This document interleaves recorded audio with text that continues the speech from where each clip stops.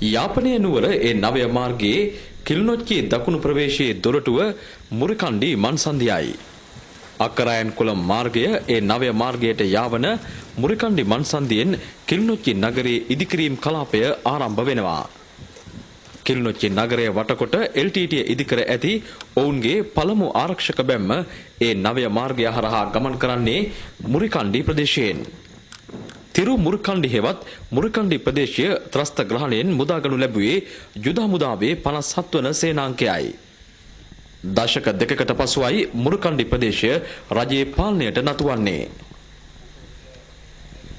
LTT මුරිකණ්ඩිහි ආරක්ෂක බැම්ම ඉදිකර ඇත්තේ ඓතිහාසික තිරු මුරිකණ්ඩි කෝවිලට මුහුණලා ඊට මීටර් 100ක් පමණ ආසන්නයෙන්.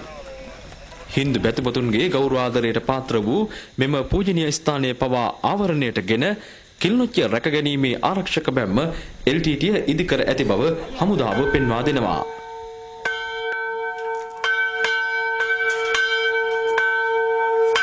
යාපනයේ නුවර ඒ නවය මාර්ගයේ පිහිටි ප්‍රධානතම පූජනීය ස්ථානය ලෙස මෙම මුරිකණ්ඩි කෝවිල සඳහන් කළ හැකියි. මේ මාර්ගයේ ගමන් ගන්නා බොහෝ පිරිස් මේ ස්ථානයේ නතර වී මෙම කෝවිලට පඬුරු එක්කොට තමයි ඔවුන් ගමනේ යෙදෙන්නේ. ක්‍රියාන්විතයට එක් වූ සොල්දාදුවන් තිරු මුරිකණ්ඩි කෝවිලේ ආශිර්වාදය ලබා ගනිමින් කිල්නොච්චි නගරයට දකුණු ප්‍රවේශයෙන්ද ඇතුල් වුණා. උතුරේත් දකුණේත් ජනතාව ඒ නවය මාර්ගයේදී එකට හමු වූ සිංහල දෙමළ ආගමික හා සංස්කෘතික සම්බන්ධතාව සංකේතවත් කළ ස්ථානයක් ලෙස තිරු මුරිකණ්ඩි කෝවිල සඳහන් කළ හැකියි.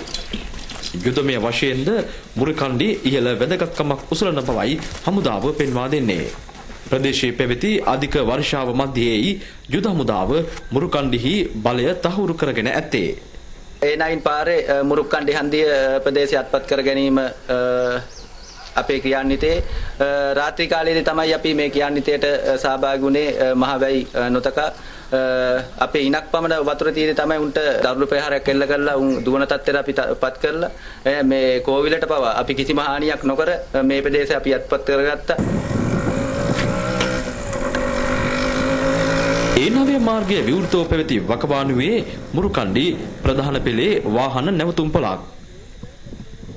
මාර්ගය ආසන්නයේ වාහන සමූහයකට සේවා සැපයිය හැකි ඉන්ධන පිරවුම් හලක්කා සේවා ස්ථානයක්ද මුරිකණ්ඩිහි මේ නිසා ඉදිකර තිබෙනවා.